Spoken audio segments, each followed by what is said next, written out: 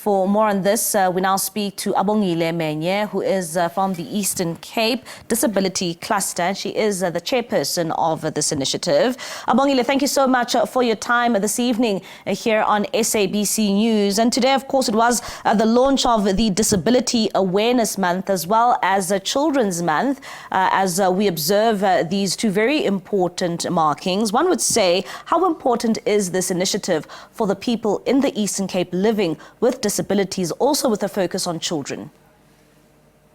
Okay, thank you, ma'am, for giving me this time around. First of all, let's congratulate this month and let's be happy for our children. Firstly, let's acknowledge the Department of Social Development that is play a big role for assisting our children with intellectual disability by benefiting on a social grant. We appreciated that funding, so that is assisting our centers as well. As we are starting this month of children with disability, we're looking forward to work with government so that we can decrease the high rate of violence that is happening here, and also the things that is happening in our rural areas.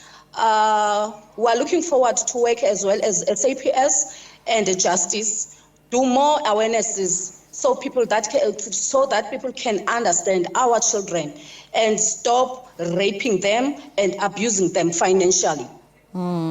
Perhaps maybe if you can just paint a picture for us, Abongile, when it comes to, some of the crimes being perpetrated against children living with disabilities and people living with disabilities in the Eastern Cape. How bad is it? It is very bad, my darling, especially those who are intellectually impaired.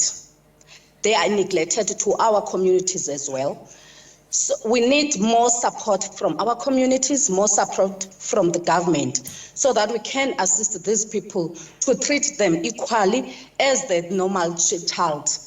They are victims of rape, especially the financial grants, the one that I'm talking about before, because the parents, they misuse the funds for those children. They ended up died because they're supposed to take a nutritious meals. That is our main challenge in Eastern Cape, as we are facing also a malnutrition. And Abongile, when it comes to these crimes being perpetrated against, children living with disabilities and people living with disabilities, would you say that it is being given the necessary attention, or more can be done by the community and the province itself? Yes. Also, as we are representing of the centers that are operating around in the Eastern Cape, including rural areas, we make sure the protection of these people. So we need more support to our government so that we can make sure these people are staying safe, they're eating the nutritious meal. All right, Abongile, apologies. I have to cut our interview quite short, and